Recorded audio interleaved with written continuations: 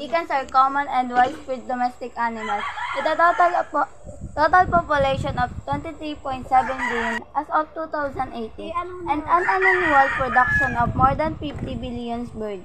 A hen bird per laying can produce over 300 eggs per year. There are numerous cultural references to chickens in folklore, religion, and literature. The chickens belong to the kingdom Animalia, the phylum Chordata, the class Apes, the order Galliformes, the family Pachynidae, and the genus Gallus. The common chicken thus widespread.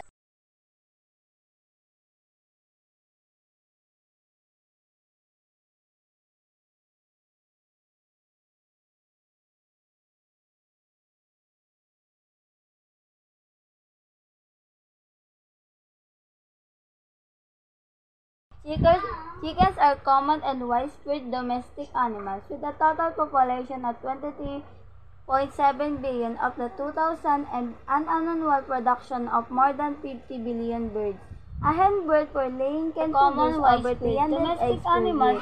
There are numerous cultural references to chickens and folklore, religion, and literature. And an annual production of more than 50 billion birds. Animalia, the phylum Chordata, the class Apes, the order Galliformes, the family Pachynidae. There are numerous cultural references to chickens in folklore, religion, and literature.